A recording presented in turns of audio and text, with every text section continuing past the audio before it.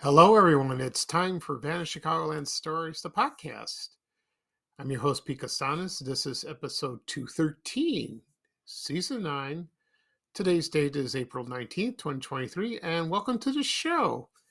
On today's program, I will do something unusual. I always do, anyway. So on today's program, I will talk about TV magic cards. Those wonderful. It was a wonderful product introduced by that famous magician Marshall Brodeen, who performed magic on the Bozo Show, on Bozo Circus, and also he was Wizzo the Wizard, and did those commercials of TV magic cards and those other wonderful tricks he performed. Also, I will talk about my recent health update. I had a lot of responses from people, and I'll discuss that. And this will be a lot of fun. It'll be a fun episode. Okay. Right now, the program will go into a commercial break, and this program is brought to you by Lifesavers Gum. Oh, I miss this product so much. And so here's a commercial from the 1970s. So sit back and enjoy, and I'll be right back with the program. Thank you.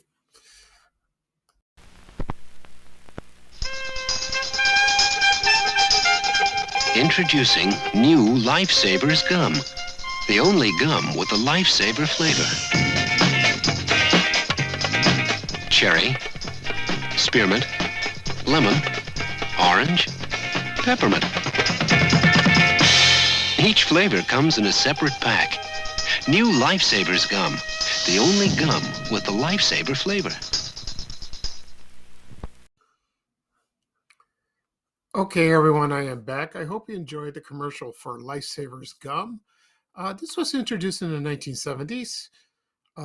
They mentioned the flavors. Let me try to remember. There was cherry, lemon, orange, spearmint, and peppermint. I think that's it. My memories of this gum were when I was a little kid.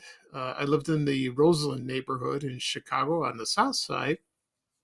They used to sell these at Kresge's right before Kmart, that store. It was on Michigan Avenue. I think I said that before. Also, grocery stores, they had them at A&P, National Foods, or drugstore like the Coven Drugs. And then when I moved to Ashburn neighborhood in 74, I believe it was still around. So they were probably at Edwards Drugstore on 79th Street, also Crestline Pharmacy on 79th, and probably the Jewel that was on 84th Street in Pulaski. And also, there was a Jewel in Fort City at the time when I moved there. I don't know what else. Also, Super X Drugs, that was at Fort City. So I don't know why they discontinued this product. Maybe it fell out of how would you say that? Fell out of popularity, fell out of demand. They didn't want it anymore. I remember the Lifesavers lollipop. It was like a big Lifesavers candy on a stick, which was pretty good, like that. As for Lifesavers, they changed the flavors over the years. They don't have the classic flavors anymore. I remember wild cherry. Wild cherry, you can get that by yourself. Like, for example, lemon, lime, orange, also pineapple. Wasn't crazy about that. But now they added watermelon. Not a big fan of watermelon. So it's hard to find Lifesavers. I love this candy. I really do. And it's great. So the gum was good. I remember it didn't last very long, but was a great product to introduce to the public. You know, it was in competition with other gum companies like that, so it still is to this day. So that's a nice memory from my childhood. Okay. At the beginning of the program, I mentioned that I will talk about TV magic cards. Also, I'll talk about my recent health update. So I will do my health update first. I went to the urologist yesterday. I was scheduled in the morning, and let's see. So my urologist told me that my PSA is 0.86. That is below. That is good. Excellent. It's awesome. No trace of cancer, and he then he told me that the two medications that I'm taking currently, the Orgovix and the Xtandi. The first one was Orgovix. That was prescribed for me about a couple years ago, and that it was working fine. It was really was. And then this year, I went for my blood test, and all of a sudden, my PSA went up to 10. And I go, whoa, what was going on? So at the time, that was last year, and yeah, in 2022. So my urologist suggested I would go for a bone scan, and I did. I went to the hospital, and they found a spot on my 10th right rib. So it looked like it spread. There was a spot there. The reason was right. My urologist told me this in the beginning. When I had the prostate removed in April of 2020, right around this time, there were a few microscopic cells, really teeny tiny cells that was on the prostate bed, and it could spread. After that, I did radiation. Maybe it didn't work because the escape, it was so small, very small. And I was doing okay for a while, but somehow it just popped up. They're like dandelions, like that.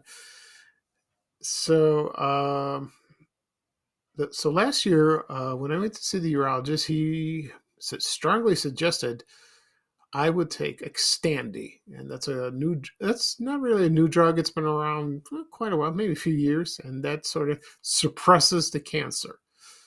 That the same thing with Orgovix. So it doesn't eradicate it. It's there, but it's like it just puts like a plug on it like that, because what my urologist said that the testosterone is like a fuel, and it fuels the cancer. So if I'm off this stuff, it'll like reignite, and then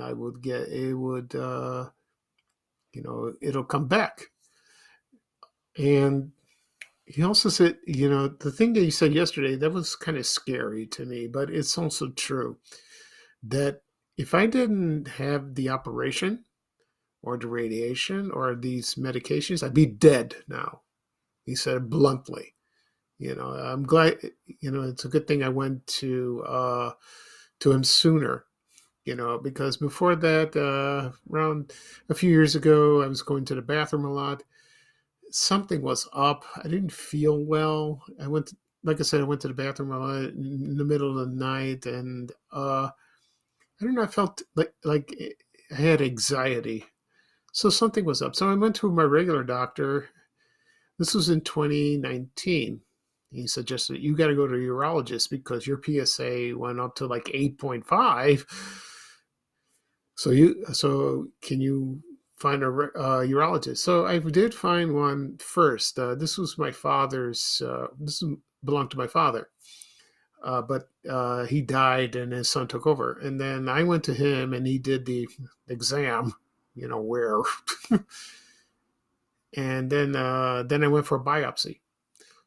Then I got the results, and then in December of 2019, I think it was December 10th, I was diagnosed with prostate cancer. That was a bad day.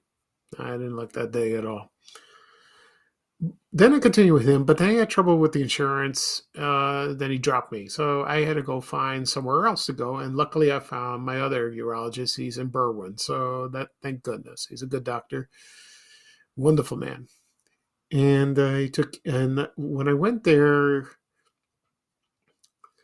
to speak to, I didn't speak to him first. I spoke to another doctor, but he left already. And he was very shocked why the other doctor dropped me. And he had that mean look in his eye. Oh, oh, that's bad.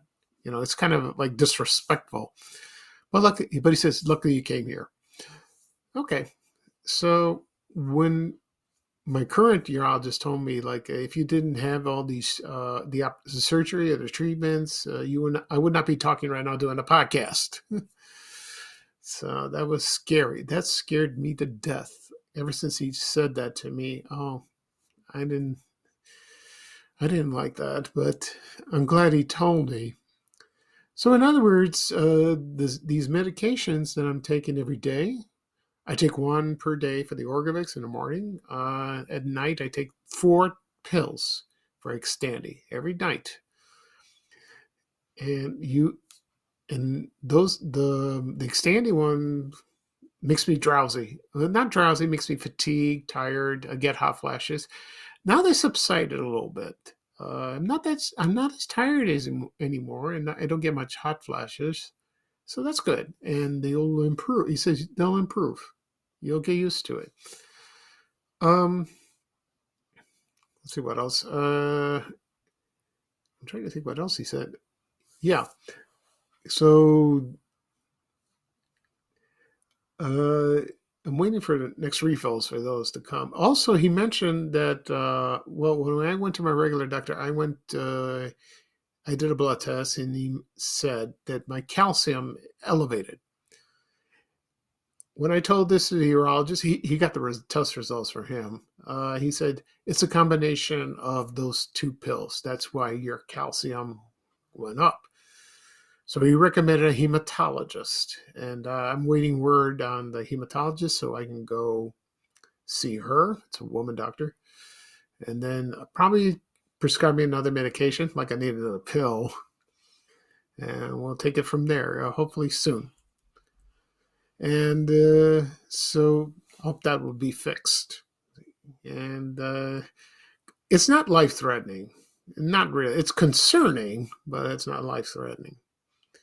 So I don't know if it's because I drink a lot of I do eat a lot of dairy. I love dairy. I like milk and ice cream and cottage cheese and all kinds of goody stuff. You know, yogurt.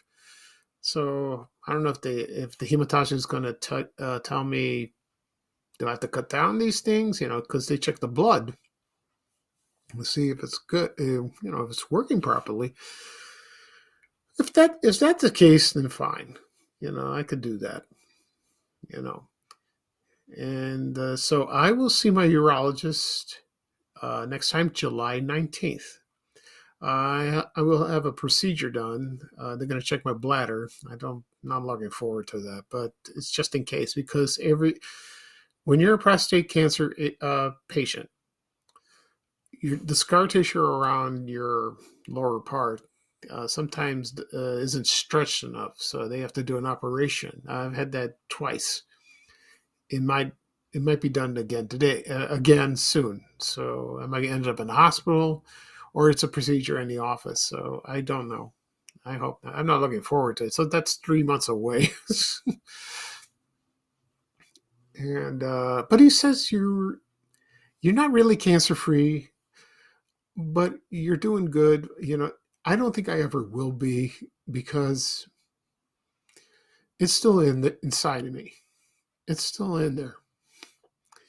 So, it's under control. So if I take these medications for the rest of my life, I'm gonna live longer, live a long, long time. But you know, but I've been eating well, do a little exercise. You know, I haven't exercised much because I'm so tired all the time. You know, I have to lie down. Maybe do a little walking. I can't do anything very vigorous and nothing exerting. So just a little walk. When I'm walking, I'm fine. I just can't stand long. I could stand, but like that.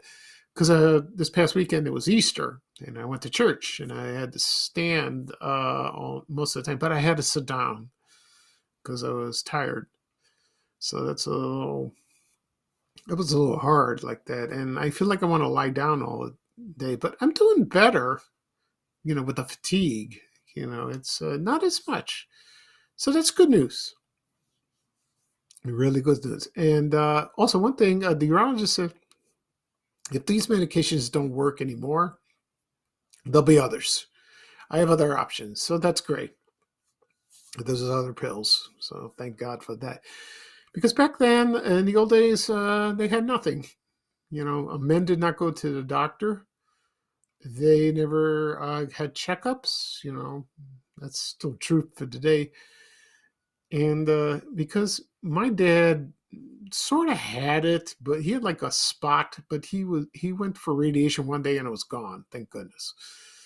But my grandfather never. He had prostate cancer, but he didn't live. I never met him. He died in the 50s, and he didn't listen to anybody. He went to. I think he had all kinds of medical problems, like with kidney, but mostly it was prostate cancer. So it's heredity. It's genetic. So I urge like my brothers, my cousins, all the males, get tested, go for checkups because it could happen to them. And I'm concerned about them of that. So I posted my update on Facebook and Twitter and also Instagram. And I had a lot of positive responses, and people said they were very happy that the PSA is down, and good for you. You're going to live a long time. They know it's, but I'm a survivor. I'm a survivor. I'm many people who have this problem, and they live. Most prostate cancer patients live 15, 20 years. I can probably live in my 90s. Would that be nice? So that's fine. That's fine. The drawback is with the testosterone. I can't have children. Well, I'm almost 60. I'm too old. I could. So that's a huge drawback. But I'm alive. I'm alive. That's what's important, and I am here doing my updates on my Facebook page, Vanished Chicagoland, and also talking to you on my podcast at this very moment. So that's great. And I've had a lot of support from my family, my friends, and my followers. Also, like famous people. Yes, like from famous people that I never met. Even people in the media. I never met them in person, but we communicate through Facebook and Twitter. It's wonderful. And some people in the media have the same problem, whether it's male or female. They had breast cancer, prostate cancer, any type. They've recovered, but some have not. Some people, and some of the people who had cancer, they're no longer around, and that's sad. It really is. But like I said before, I am here. I am here. Okay. So I will keep you updated. I always do through social media on Facebook and Twitter and also Instagram. It will be a while because I won't see the urologist till July 19th, but I will see the hematologist soon. So I'll post an update on that. Okay. All right, now we'll go back to the fun stuff. Sorry, I apologize for depressing people, but I think a lot of people are concerned, and it's nice. Okay, right now I'm going to talk about TV Magic cards. What can I say about this product? It is everyone's favorite part of their childhood, and if you grew up in the 70s and the 80s, you remember this, mostly the 70s. This product was introduced yeah, around 1970, 71, and I remember seeing it for the first time. I watched it when I was living in the Roseland neighborhood in Chicago. We had the black and white Zenith TV. And all of a sudden, there was a magician who was Marshall Brodeen. And he was a professional magician, very famous one in Chicago. He performed at some clubs, and then he also performed at Riverview Park, and then he started performing magic tricks at Bozo's Circus on WGN-TV Channel 9 in Chicago around 1962. Very early, but I'll get to Wizzo in a second. So, and yeah, he performed magic, and then one day they asked him to be a regular on Bozo's Circus, but as Wizzo the Wizard, you know. And yeah, he dressed in a clown outfit with the makeup, and he had the stone of Zanzibar. And then when he touched the stone of Zanzibar, he went do do do do do do. I love when he did that. That was hilarious. And he did that all the way till the end of Bozo, right? It would turn into the Bozo Show around 2001. He became a semi-regular, but then he became really a regular at the end. But he still performed magic at venues, maybe concerts like that. And that was one of the first time I saw the commercial. Like I said, was on TV in the early 70s. So right now, I'm going to play the commercial for TV Magic Cards. When I come back, I'll talk a little bit more about that and the other products that he. How would you say, hawk or was selling. So that should be fun. So here's the commercial of TV Magic Cards. This is from 1971, and it features Marshall Brodeen, the magician. Thank you, everyone. I'll be right back.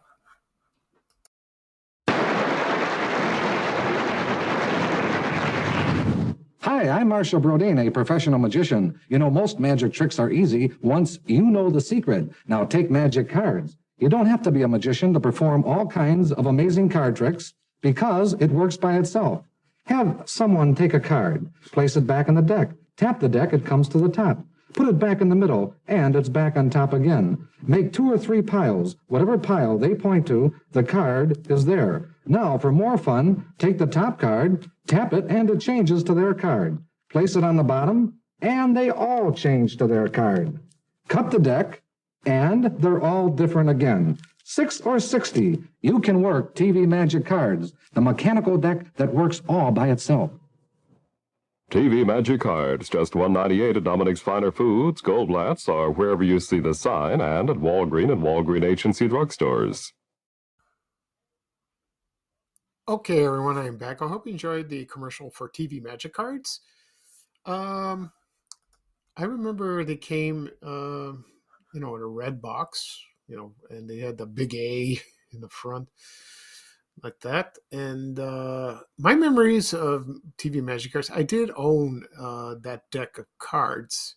The first time, I think my mother bought it for me, either Kresge's or Gately's People Store in Michigan Avenue in Roseland. I think it was Kresge's. I begged her, can you please buy this for me? And she said, oh, all right. So I bought that. And I tried to perform it, but I'm a terrible magician. I have no talent at all, so I did my best, and so I tried to read the instructions. I think I got away with it. One day I brought it to school and I tried to perform, but no, that was a disaster. And I kept it for a long time, and so that was fun in a way. The novelty just wore off like that. Anyway, besides TV Magic Cards, there was other products that Marshall Brodeen, did commercials for. There was TV Mystery Cards and TV Miracle Cards, and they had different magic that's performed, different types of magic performed on those particular cards, and they had the instructions for that. You know, when Marshall Brodeen did it on TV, it looked so easy. Oh well, of course it was when he did that. Then later on, there was also something else was introduced called TV Magic Show and TV Magic Set. I won't go in for TV Magic Show. I won't go into details of that. I will talk about that another time because I'll go and describe the tricks of that. And I'll just say briefly that I did have this. My mother bought this for me, I think, for Christmas or my birthday, and that was in Roseland, in the early 70s, and that was fun. It was a lot of fun like that. And also Marshall Brodeen, he was performing all the way to the end, and then he was diagnosed with Alzheimer's disease in 2007. And then he died on March 8th, 2019 of that. And that was sad. He really was. He was a wonderful man, and very soft-spoken. He loved, I guess he loved magic. He loved performing. If you have a talent or a passion, just stick with it and, pursue it. I tried to do that when I was younger, but, you get discouraged, sometimes from your parents or the other kids, that you went to school with or other people, like, why are you doing this? This is dumb. You're not going to get anywhere with that. There's no potential, there's no future, blah, blah, blah. Who cares? I didn't, so that's fine like that. And so I guess he loved magic. He really does. As for Wizzo, the wizard, he was great. He was done. I should have done. I should have renamed this episode the Marshall Brodeen episode, but one day I will do that. So I elaborated a little bit. I apologize. Okay. So that's it for this program. So I'll do a recap of what I discussed today. I talked about my recent health update, going to the doctor yesterday. Also, TV Magic Cards, that wonderful product introduced by professional magician, Marshall Brodeen. This episode will be published soon on any podcast app, wherever podcasts are available, like, for example, Apple Podcasts, Google Podcasts, Spotify, Amazon Music, Overcast, Breaker. Also, it'll be on my YouTube channel, Vanish Content Stories. You can subscribe to all these that I mentioned. Just hit the subscribe button, and also be posted on my social media accounts, Facebook and Twitter. Also on my blog, vanishchicagoland.blog. You can find it there.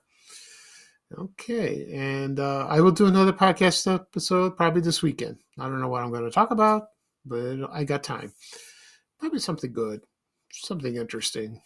We'll see.